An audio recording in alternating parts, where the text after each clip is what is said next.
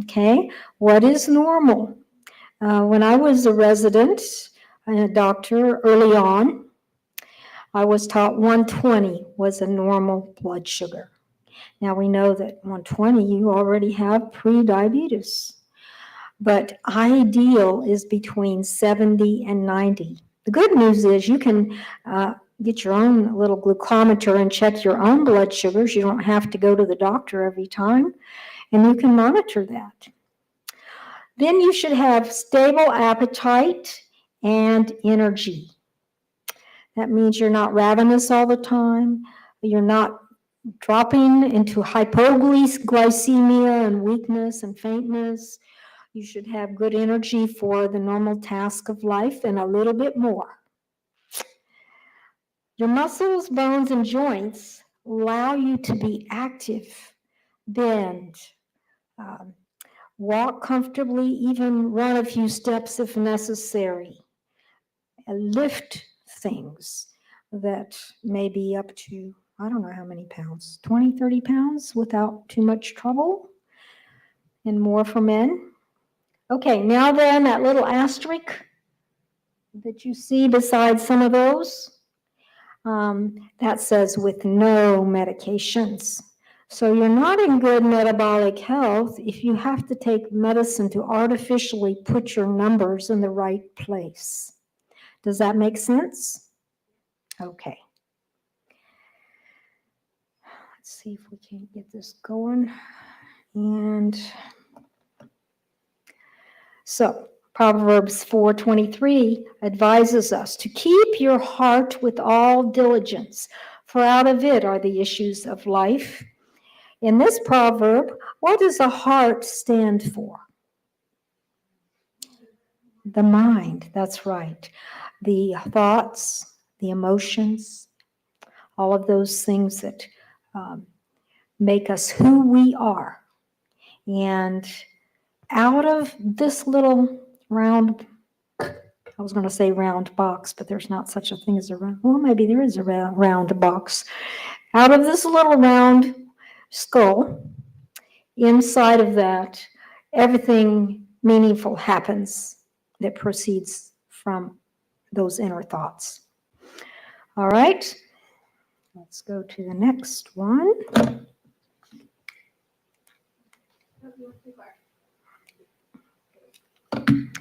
Okay, let me see. I have to do 2 of these things to get a movie.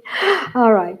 So, should we then be concerned if we are getting a little mental fog, or we're forgetting important dates, or what if you get lost going home? Has there been a time when you've been worried about your functioning of your brain? Let's look. So the stage 1 of getting to Alzheimer's is before symptoms appear. You don't even notice that you have a problem. Actually, this can happen 20 to 30 years before you're even diagnosed with early Alzheimer's. And it's seen on brain scans. All right, that's stage 1. It would show up on testing, but you wouldn't know you had it for many years later. Okay, there's implications with that we can't put off taking care of the most important part of our body. Okay, second stage is basic forgetfulness, such as misplacing our keys. Now that's not serious, is it? It doesn't have to be, but it may be an early sign. And here's stage 3, noticeable difficulties. Perhaps you just read something and you have to read it 2 or 3 times to even remember what's being said. Now, I know we get distracted. Perhaps we're really worried about something in our life and we can't concentrate. But just if you're sitting and reading and enjoying time, and what did I just read? Stage 4, more than memory loss. Struggling to do your daily tasks that maybe are more complicated, that have a number of steps. Maybe you're wanting to get your house clean for Sabbath, or you have some things to do outside to prepare your gardens for fall, or whatever. Maybe if you're working, you're having trouble getting your tasks done in a timely way. Stage 5, decreased independence. So I'm thinking that probably may have to do with abilities to drive or take care of your checkbook. Maybe you turn that over to your spouse or your adult child. My mother, when she started, well, she was well into Alzheimer's by that time, but yeah, she was stage 5. She turned her checkbook over to Bruce. She knew better than to turn it over to me, but she did that. And then by the time she was a year later, she stopped driving. And then she had 10 years of a slide downhill till she died.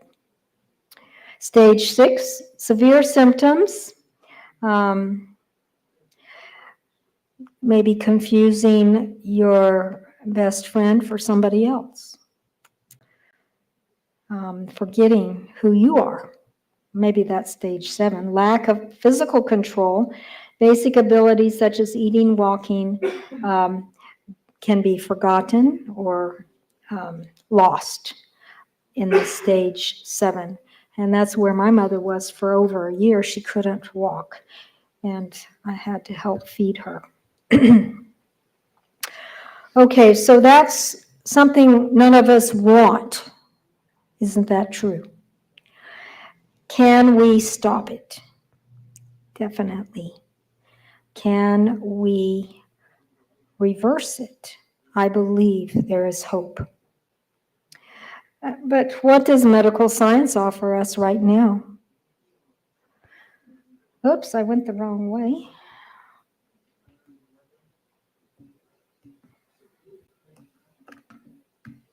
Oops.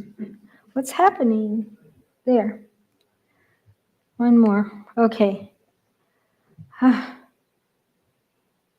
This is not going forward on my screen, so I'll have to look up there. I don't understand that. There it is. Okay, so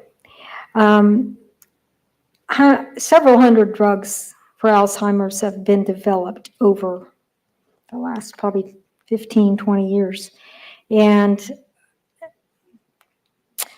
those drugs have all failed.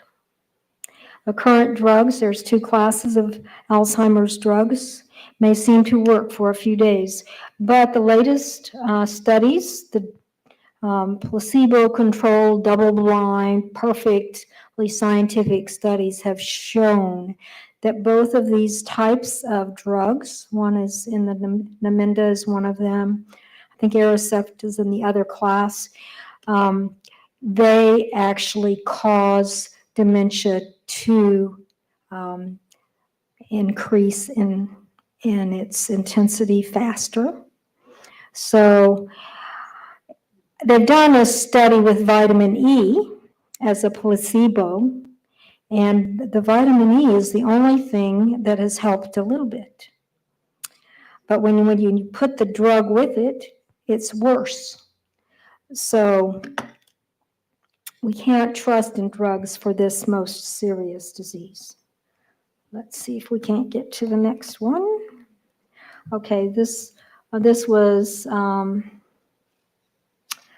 in one of JAMA's publications about these drugs that don't help, but companies are making millions and billions of dollars on them.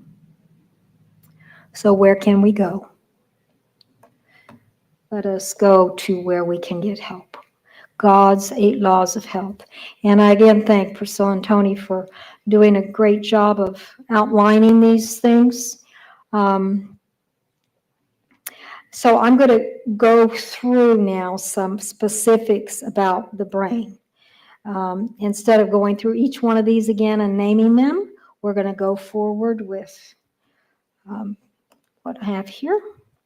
And I will say that this text points out the problem of modern science that doesn't look at inspiration and just takes a limited view and a hopeful approach to drugs, which is not always realistic. So 1 Corinthians 1:27 says, who has a really loud voice that would like to read that? Tony. Okay. But God hath chosen the foolish things of the world to confound the wise, and God hath chosen the weak things of the world to confound the things which are mighty. That's a paradox, kind of a statement. So, what are the foolish things of the world? We just looked at them. There's 8 of them. Oh, well, everybody should exercise some, but it's not going to prevent you or reverse you from getting Alzheimer's disease. What about plant diet? You need more protein. God didn't really mean that when he said the perfect diet started in Eden and was supplemented by all those green things. If you eat too much spinach, you might get kidney stones. So much doubt and confusion out there. So, what are the weak things of the world? What are the weak things of the world that God sees as foolish? Could it be these synthetic drugs? Could it be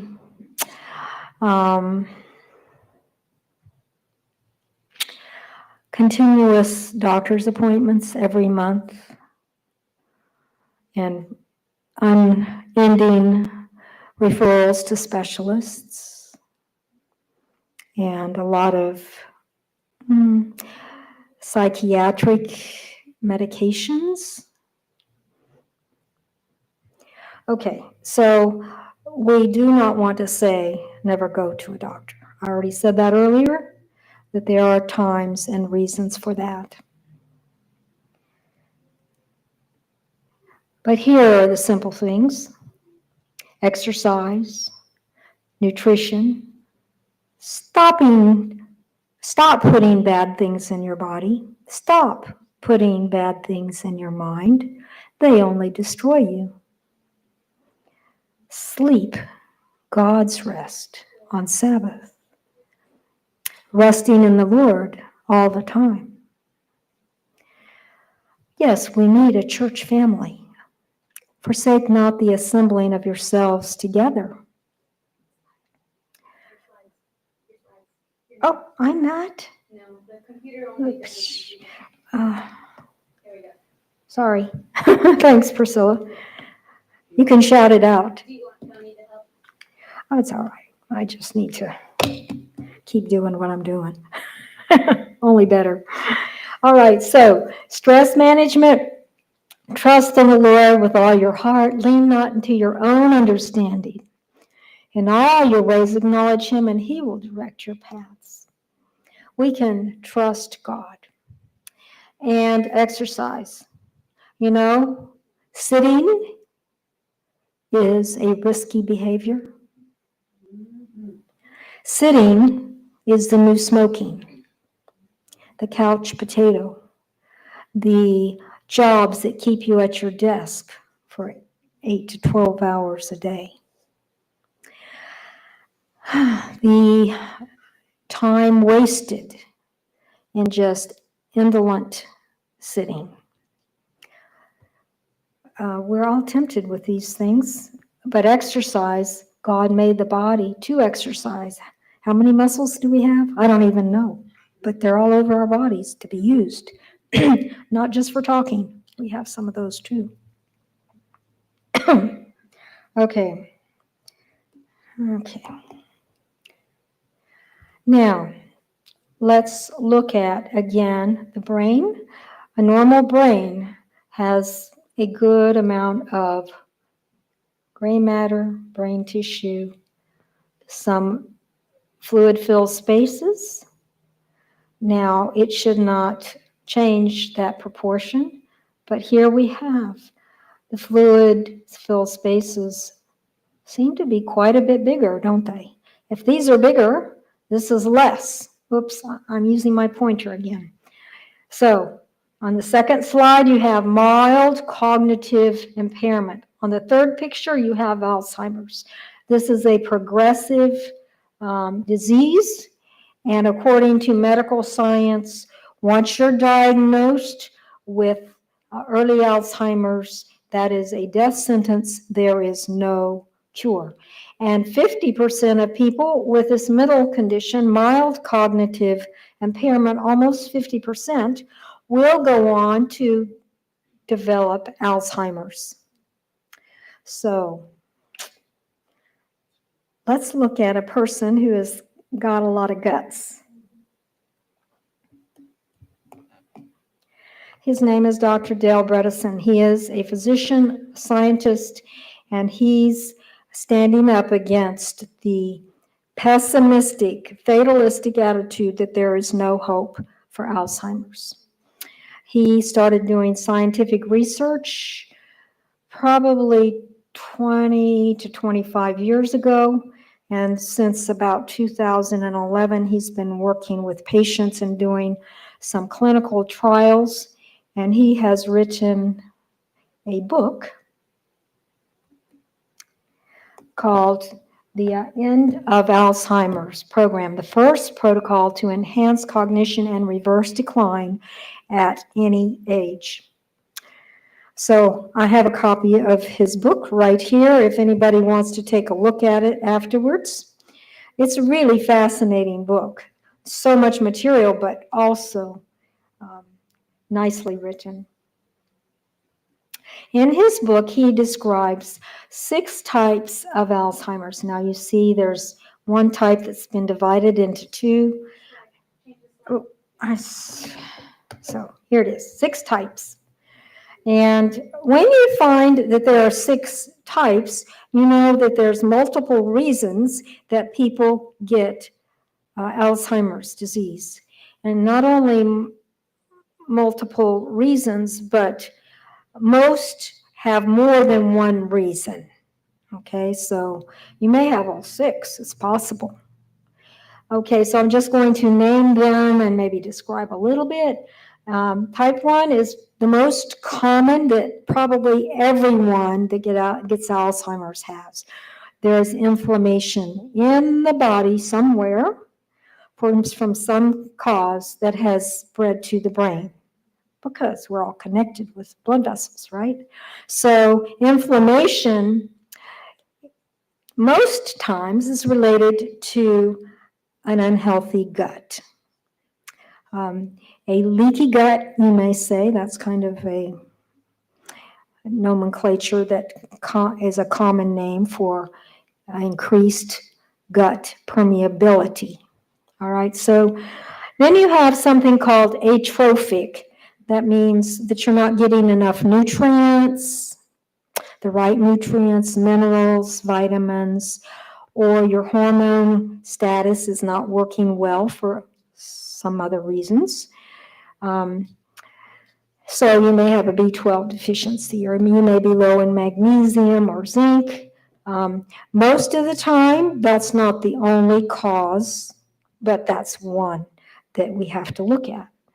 Then there's something called 1.5 glycotoxic. So it is a deficiency not in the amount of insulin, but the insulin is not working properly. I'm sorry, there's not a decrease in blood sugar, but the insulin is not working properly to get the blood sugar into the cells. So you're not getting the energy source from the glucose that you need. So the brain cells are essentially starving.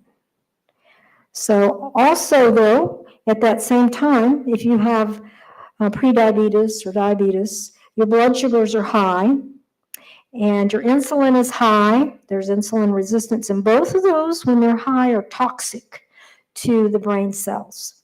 So you have a double whammy there. Okay, toxic on type 3 refers to toxins like heavy metals or molds like black mold or mercury, those kind of things. So if you have had those exposures and you can get them diagnosed, you can start addressing that. Vascular is very common because a lot of people have vascular problems. They have cardiovascular disease or high blood pressure. Sometimes that affects the small blood vessels of the brain. You can have small strokes, multiple strokes, and that can also create a dementia. And then there's traumatic. Somebody mentioned that he had a brain injury. I don't think he's here, earlier in life. Well, that was you, Richard. Yeah, that was you. Okay, so that can affect you all the way down the road to the Alzheimer's problem, but that's not usually the only thing that a person with trauma has. They may have inflammation, they may have high blood sugar and insulin resistance, high blood pressure. How many holes in the roof are you going to have to seal up? Well, in the earlier studies, Dr. Bredesen said there are at least 36 different factors that you need to address to make sure you're covering all the major things in Alzheimer's. There may be some more, but the 36 that he talks about in his book will cover most of it and will help most people. There are a few people that slip through the cracks and they don't even reverse with 36 detailed changes. So, but don't give up, see, is what he's saying. We need to keep on researching and finding more things that we can do to help our brain. So I find a great deal of hope in what he has said, and he wrote a book called The First 10 Survivors of Alzheimer's, and this was maybe 5 or 6 years ago that he wrote that. Now he's worked with several hundred patients that have shown improvement or total reversal. So let's look at what else we can see. Okay, let's go back to the inflammatory response. That was number 1, and we mentioned the gut. Okay, why do we have a sheaf of wheat over this person's tummy? Well, I guess I heard the word gluten. Okay, yes, there are many grains that are related to wheat that have gluten-like proteins. In fact, all of the whole grains may have some negative response with inflammation. That doesn't mean that everyone needs to give up all grains, but there'll be some people that do because they have a very leaky gut. There's also ways to cook and soak grains, but we don't have time to get into that. But here is a general list of inflammatory foods. All right? Who else has a loud voice that can read those off of this slide? Pastor. Can you read those? Okay, sorry for the small print. All right, so we have bread, cereal, pasta, crackers, candy, snack foods, chips, vegetable oils, canola oil, soy oil, corn oil, granola bar, baked goods, pastries, cakes, cookies. Oh, really? Creamers, artificial sweeteners, sodas, sport drinks, juice, fried foods, fast foods, processed dairy, frozen dinners, processed meats. Well, this is one of the more comprehensive slides that I've seen pictured like this.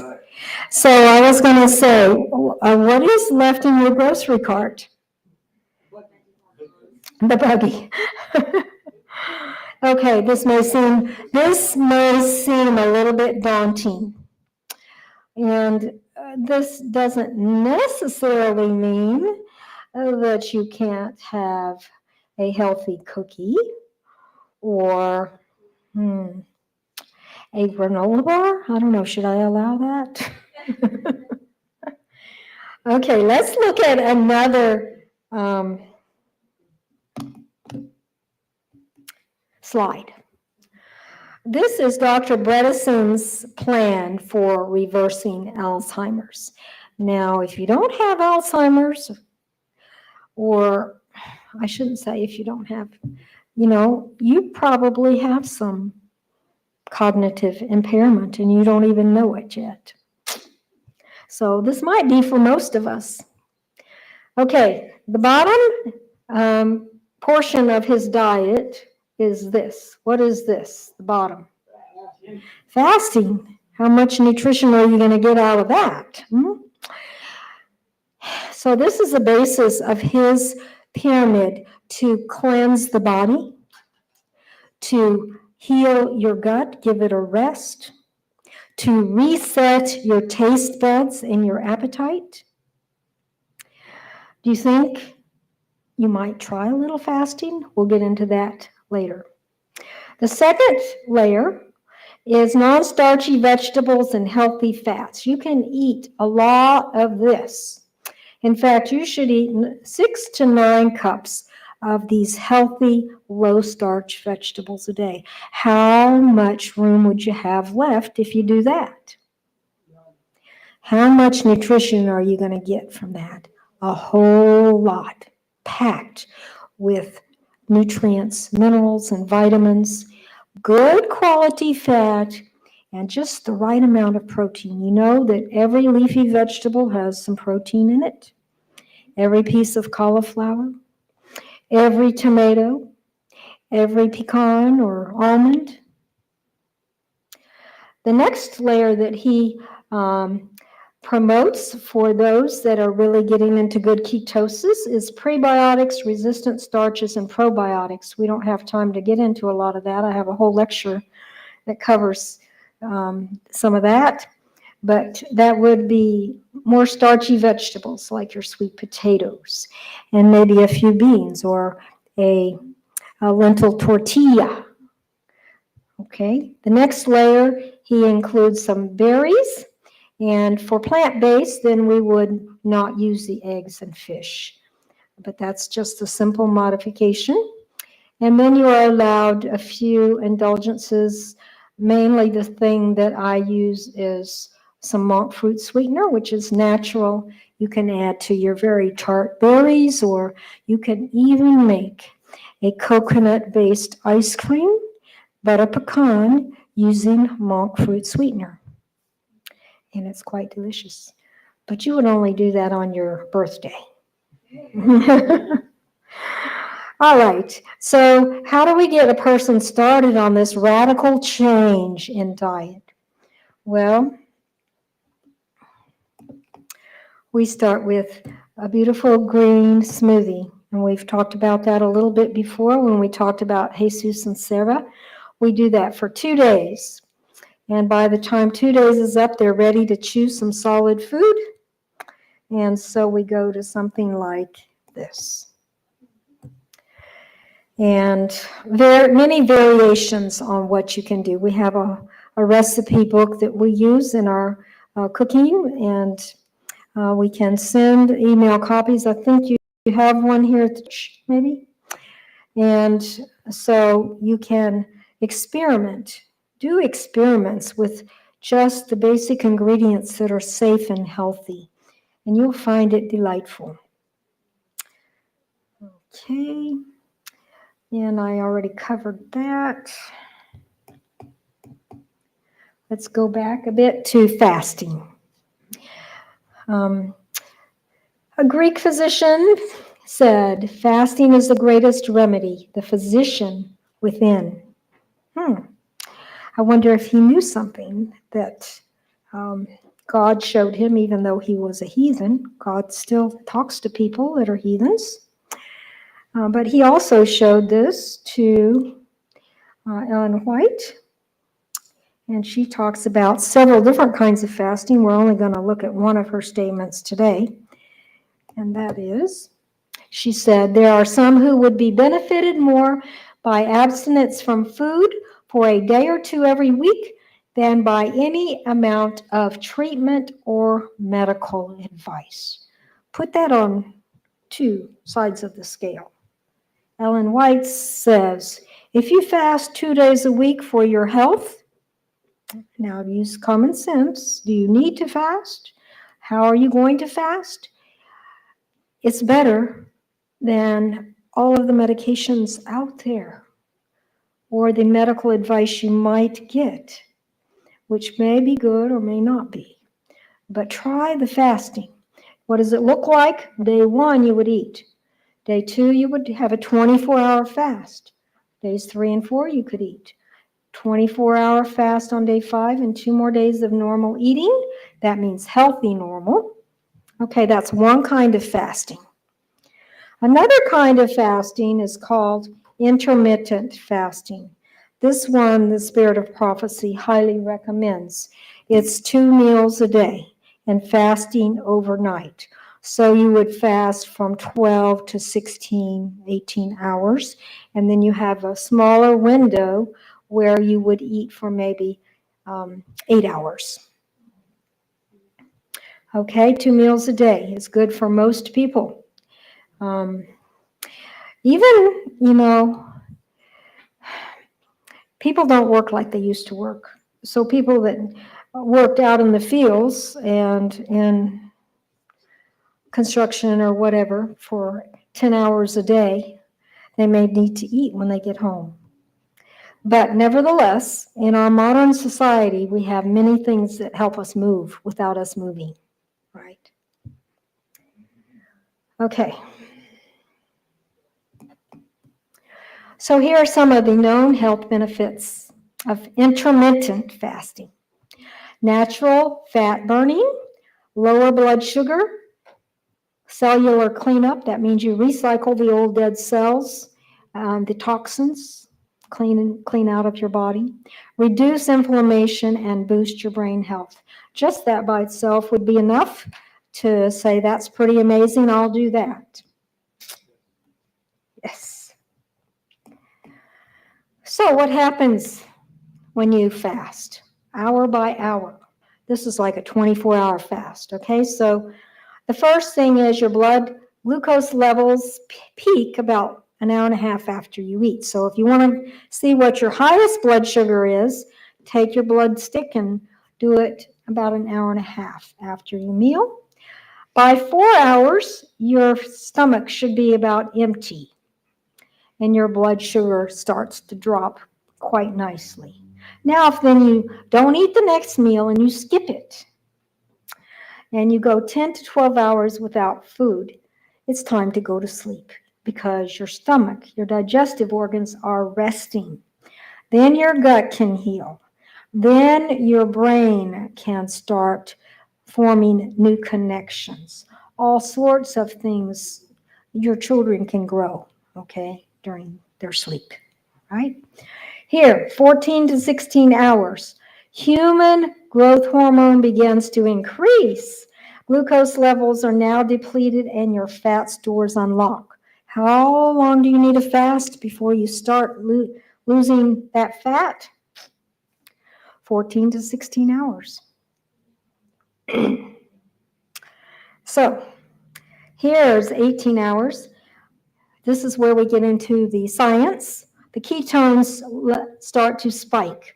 Now the ketones, I think we mentioned slightly that the ketones are superior fuel to glucose, cleaner burning, produce more energy for each molecule of oxygen, so that you begin to do some real changes in your metabolic health.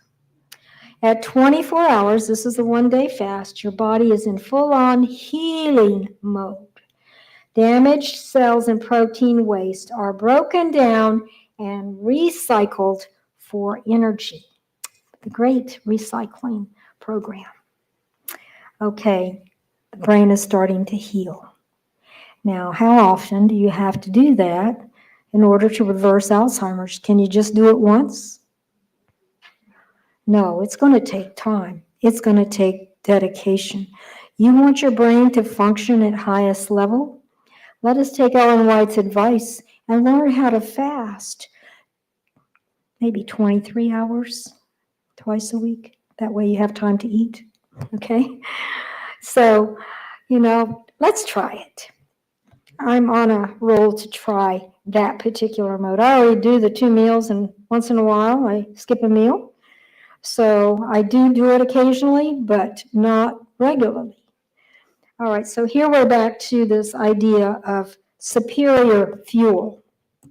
Okay, so we have 2 choices when it comes to fuel: ketones or glucose. Can you use protein for fuel? Does it say?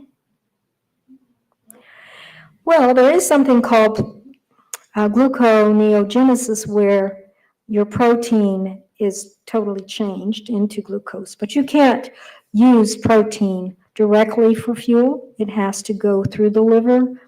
And if you have excess protein that you cannot use for building muscle, then it will change into glucose if you get to that stage. But what does ketones do? Why are they superior? Let's look. Ketones they decrease your hunger cravings. Does eating sugar and carbs decrease your hunger and sugar cravings? No? Can you get addicted to sugar and carbs? Okay. All right, ketones are anti-inflammatory. Especially processed carbs, like fast foods, and sugar are pro-inflammation. Not if you just eat a tablespoon of mashed potatoes, that probably won't put you into inflammation. Or if you even eat 1 potato occasionally. But when we eat starches and sugars as the main part of our diet every day, it doesn't take long for the body to get this fire of inflammation. Ketones are antioxidant, and so they take up those extra crazy electrons that do damage to our body, whereas sugars and starches create more oxidation and stress on the body. What about the gut microbiome? There's a lot of science about that. We used to think that, the colon was just there to pass the waste, absorb the water, get rid of the waste. That was it. But there is an amazing array of bacteria, viruses, and yeasts that live in our gut, and some of them are good and some of them are bad. But just like in this sinful world, we have to suppress the bad and encourage the good. So we're always going to have some that aren't good, but we don't have to let them control our gut health. So ketones help to strengthen the good bacteria in the gut. Also, the genes, they can either be turned on for good or turned on for bad, and ketones tend to express the good genes.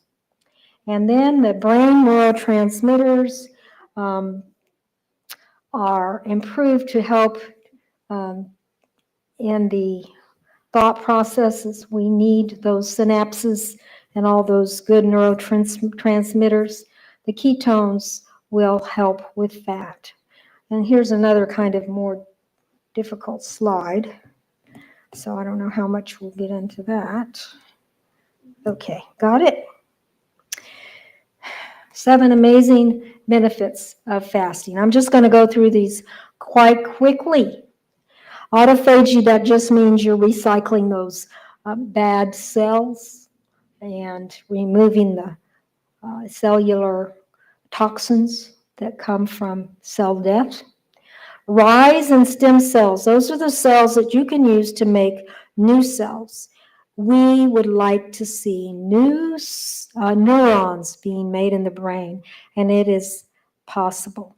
The new science shows that we can make neurons. It may take a while, but actually, I don't know if I have a slide of that. When we get to the end, we may see a slide, but I don't think it's in there, that shows you can reverse. Remember those 3 pictures? You can rebuild the brain with new gray matter. Takes a little time. Energy diversion, hormone optimization. I was talking to one of you about hormones. Cells become more sensitive to hormones. Reset the microbiome and reset the DNA. Let's get to this next slide because this is a little technical and I don't expect you to memorize it, but if you want to get into ketosis, you have to be able to measure it. You can't just guess. So you can get a little glucometer, ketometer, called a Ketomojo, and you can measure your own ketones. To get into nutritional ketosis, you need a level of ketones from 0.5 to 1 at a minimum. And that will help you to feel better, stabilize your health. Optimal ketosis for people that want more energy, want to lose weight, want to have a sharp brain, less brain fog, is 1 to 3. Therapeutic is for serious problems. Have you a serious problem? Has your doctor told you? You have early dementia? Do you have cancer? Are you critically overweight or having problems controlling your blood sugar? 3 to 5 is the therapeutic level.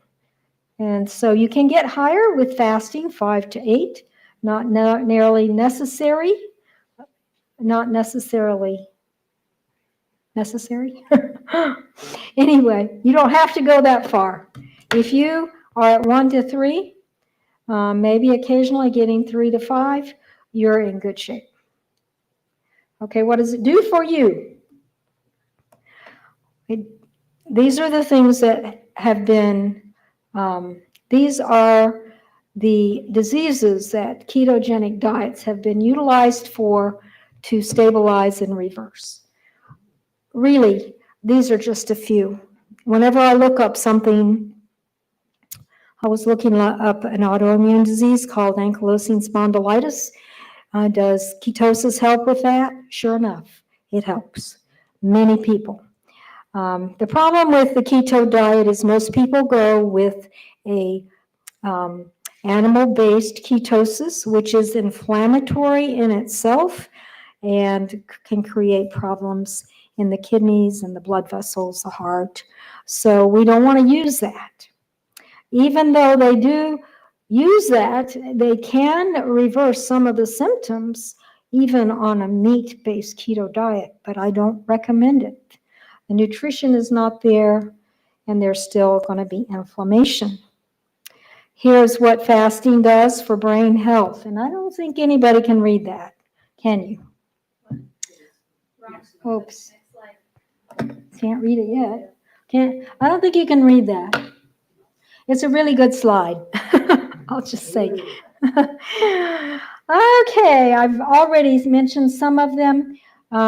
Fasting improves your mood and the sharpness of your thinking. It enhances your ability to control stress. It improves the blood flow. It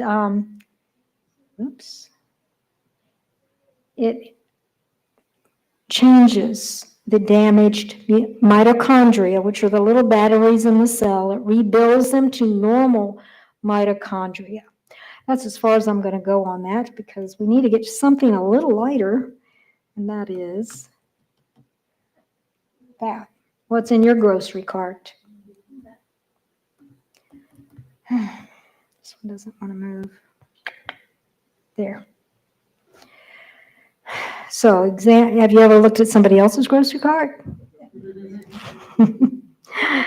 So, This is what you don't want to put in it. Okay? Don't fall for the advertising. Look at the Word of God. Look at what He has provided in His garden. His royal garden, by the way. And stay away from Satan's manufactured, harmful, poisonous foods. You see here high sugars, highly processed meats, fake potatoes, and all kinds of animal products. Okay, so neuroinflammation, just inflammation in general, causes all of these symptoms. Can you believe that something as simple as inflammation may be causing autism, may cause insomnia, certainly memory loss? What about depression and anxiety, ADHD, children's behavioral problems, and then that goes into adult behavior problems? All right, here we go with something that we put in our green smoothies called chia seeds or flax seeds. And these omega-3 fatty acids are very vital for brain health. Look what they do. They lower the inflammation. So when we say a plant-based diet, you want to be sure you're getting your omega-3 fatty acids. Improving cognition, learning, and memory, reduces the risk of dementia, preserves the brain volume. You don't get that shrinkage. Reduces anxiety and depression. How wonderful God's foods are. And these are scientifically based studies, and we just need to put it into practice. No, where'd that go? How'd I get there? Well, I'm going backwards. This one's. Okay.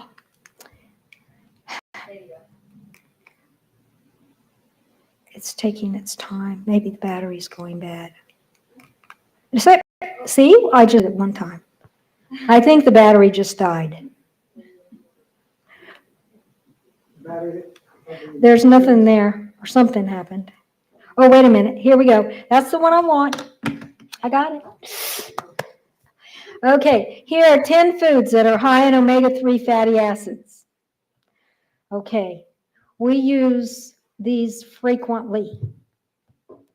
Okay, so don't think you just are going to be eating raw broccoli and that's all you're going to eat. Okay, you have a lot of choices. Remember the colors that Tony and Priscilla had on their slide. You want those colors, and we had them at lunch. The meal was beautiful. There was a lot of color, a lot of flavor. What you don't want is bland, overcooked, ugly vegetables. You want beautiful vegetables. Okay, so let's see what's happening here. The question is, really, can Alzheimer's disease be reversed with a plant-based diet? I think we've addressed a lot of those questions. It's up to you to think about it and think about your own brain. Do you want to wait until you go to the doctor and they say you have beginning Alzheimer's and it's not going to go away? Do you want to hear those words? Let's do what we can now. Okay, so what about a plant-based diet? So we have a keto diet, regular diet. Look at all these foods that we don't want to eat. A vegan diet that's not keto.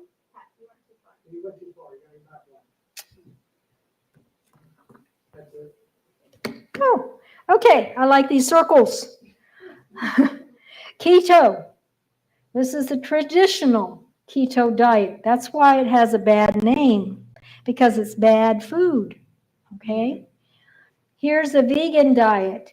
Those of you that are just top-notch healthy, you can eat most of these foods, but eat them properly and eat them in balance with still a lot of greens. You want to include these, not exclude these. Don't just eat here. Eat a lot of this. But if you're sick, this is what you need to eat. The keto, the keto and vegan. Okay. Yeah, I'm into it. But you can't see what I'm doing. All right, so this is a nice meal, but this is not the whole thing. It's just skipping. This is a nice meal, a beautiful salad, well dressed, variety with the crunchy nuts and the savory tomatoes and the nice black olives and some dressing with olive oil, garlic, onions, and all your greens. That can make a whole meal in itself, but we are not limited to that. There are many recipes and creative things that you can do, as you saw at our meal today. So it's going to take time and dedication if you want to make a difference in your health. You want your brain to become plastic. Neuroplasticity. That's just an adjective, okay? It is a term that refers to the brain's ability to change and adapt as a result of experience. The brain possesses the capacity to create new connections and reorganize pathways, and, by the way, create new brain cells. And this is what you want. And here are the things that you need to do it. That kind of nutrition that I showed you on the slide with the two circles overlapping the middle part, that kind of nutrition. Exercise, the HIIT training I mentioned this morning, weight-bearing exercises. It's been shown that strong legs are associated with a strong mind. That's interesting. What about sleep? Don't forget to go to bed on time. I have to talk to myself about that. Stress. Learn how to deal with stress God's way. Cast all your burdens upon Him. Realize that you are not God, and nobody else is your God except for the real God. Stimulate your brain with the Word of God. Memorize the Word of God. Dig deep into Revelation and Daniel. Learn what the Spirit of prophecy says about the end times that we're living in. This is why we need a good brain, because we are living at the very edge of eternity. You need to detox all of the poisons out by not putting them in the first place, getting rid of them with a lot of water, a lot of fiber, saunas if necessary. And if necessary, there are certain supplements that can help in certain conditions. But we don't need to rely on those at the expense of everything else. If you take this and don't do any of this, it's not going to help you very much. I would encourage you to go online and listen to some of the testimonials that are found in Dr. Bredesen's material. You can listen to him speak. You can listen to patients that have recovered, and they give astounding testimonies that are real life experiences. Don't listen to scientists that say you have to have a double-blind, placebo-controlled study for 10 years, just eliminating all factors but one. That's not realistic. We have to listen to people, testimonies. We have to listen to our own body. Most of all, we have to listen to God.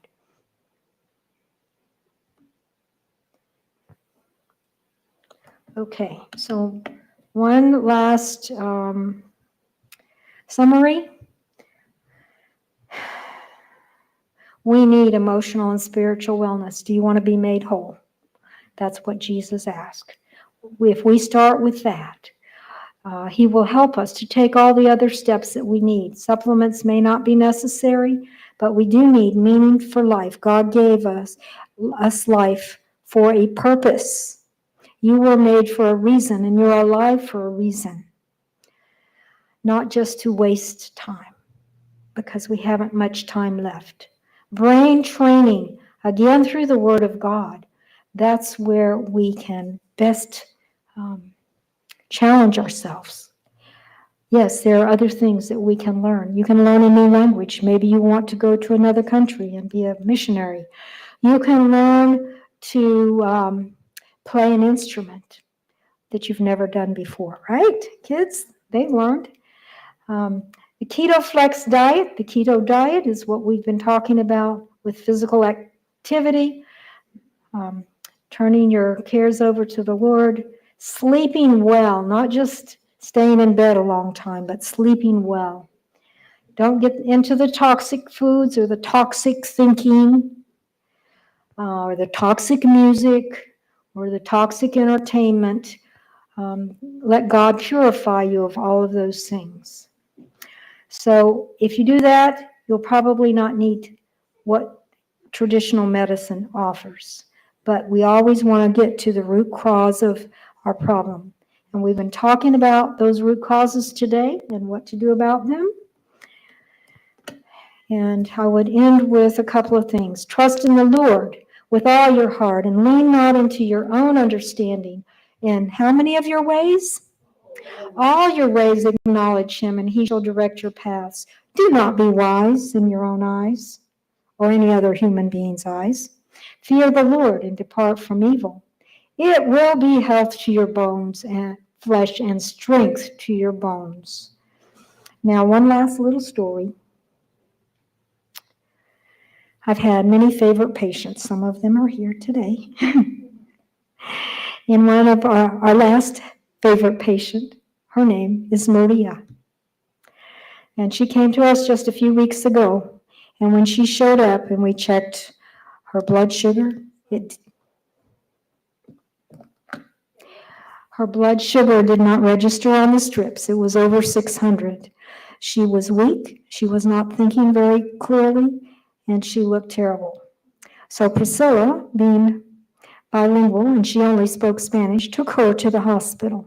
They immediately admitted her and started her on fluids, insulin, found out her blood count was very low, had to transfuse her. Maria is an immigrant here, has been here for like 30 years, left 4 children in Mexico, and supported them with the little money that she made here. And she was essentially by herself. But one of our church members made friends with Maria and brought her to our place. We had to send her to the hospital. And she was there only a couple of days, and they kicked her out.